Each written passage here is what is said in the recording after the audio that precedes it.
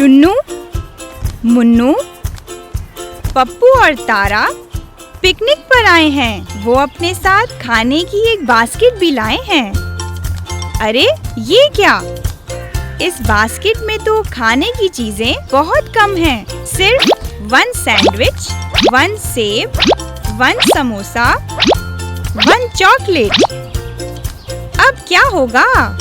कोई बात नहीं। चुन्नू, मुन्नू, पप्पू और तारा इन सब को फ्रैक्शन की मदद से इक्वल यानी बराबर बांट लेंगे। तारा इस स्क्वायर सैंडविच को बीच से काटेगी यानी हाफ करेगी। मगर चुन्नू, मुन्नू, पप्पू और तारा तो 4 है और ये 2 हाफ्स यानी 2 पार्ट्स हैं। अब क्या होगा?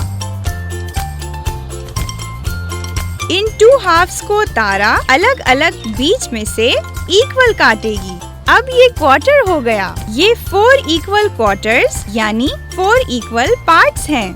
अब ये चुन्नू, मुन्नू, पप्पू और तारा आराम से खा सकते हैं। क्या इस समोसे को चुन्नू इक्वल पार्ट्स में बांट सकता है? सोचें। चलिए मैं चुन्नू की मदद करती हूँ।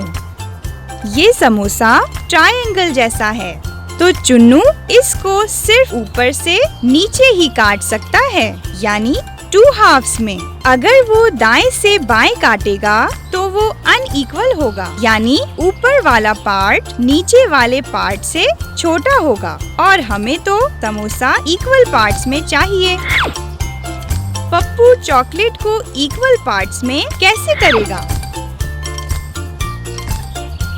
चॉकलेट रेक्टेंगल की तरह है और पहले से 4 इक्वल पार्ट्स में है। बस पप्पू इसको आराम से 4 पार्ट्स में कर लेगा। क्या आपको पता है कि पप्पू इस चॉकलेट को ऐसे भी पार्ट्स में कर सकता है? मुन्नू ने सेब को देखा और सोचा कि ये तो कुछ सर्कल जैसा है। आप इसकी मदद करें और बताएं कि वो इसके 2 हाफ्स करे या 4 क्वार्टर्स। सेब के 2 हाफ्स भी हो सकते हैं और 4 क्वार्टर्स भी यानी सेब का टुकड़ा सबको मिल सकता है। आप अपने दोस्तों के साथ मिलकर इक्वल और अनइक्वल पार्ट्स वाली शेप्स को अलग करें।